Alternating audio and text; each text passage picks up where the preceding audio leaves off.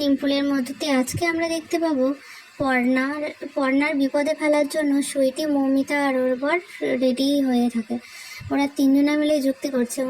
অন্যদিকে ওর শাশুড়িকে নিয়ে এসে বলছে যে মেজো কাকি, তুমি যদি সাহায্য করো তাহলে সুইটিকে এই বাড়ির বউ করতে পারি, আর পর্ণাকে চিরদিনের মতো এই বাড়ি থেকে আমরা সবাই মিলে বিদায় করতে পারবো। তার জন্য তোমার সাহায্য লাগবে, তুমি কিন্তু আমাদের সঙ্গে থাকবে। আর পর্ণার শাশুড়িও রাজি হয়ে যায়। অন্যদিকে দেখা যায় বাড়িতে তুমুল অশান্তি শুরু হয়ে যায়। বুবাই বাড়িতে এসে বলে যে ওর মায়ের জন্য, ওর মাই বলেছিল যে নতুন কাকি তাকে ভালোবাসে না, ওর মায়ের সম্বন্ধে, নতুন কাকির সম্বন্ধে ওর মন বিষিয়ে দেওয়ার জন্য ওর মা এই কাজ করেছে। এই কথা শুনে পর্ণার শ্বশুর মশাই খুব রেগে যায় আর বলে যে এবার তো জুতো পেটা করব। আর ওইদিকে বুবাইয়ের বাবা বলে, বুবাইয়ের মাকে বলে চলো আমরা এখান থেকে চলে যাই, নাই তো আবার এদের জুতো পেটা খেতে হবে। এমনি মধ্যে চলে আসে ওই মেয়ে সুইটি। চলে এসে বলে যে আমি এই বাড়ি থেকে যাব না, আর হাতে পায়ে ধরতে লাগলে পারে। তখন এরা বলে যে আমরা গুরুকে ডেকেছি, ওই আশ্রমের গুরুদেব আসলে আর তখন একে নিয়ে যাবে। আর গুরুদেব বলে তোমার চিত্ত শুদ্ধি হওয়ার দরকার।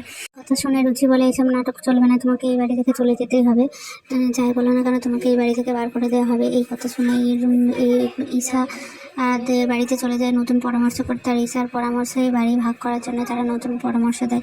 আর বাড়ি ভাগ করা মানেই বাড়িতে নতুন অশান্তি করে সবাই সংসার আলাদা করে দেওয়ার চেষ্টা করে। আর ওর কাকিমা বুঝতেই পারে না যে এই অশান্তির মাঝে এই যে বাড়িটা ভাগ করে দেওয়ার নতুন প্ল্যান ওরা করেছিল। কারণ না বুঝেই ওরা সব।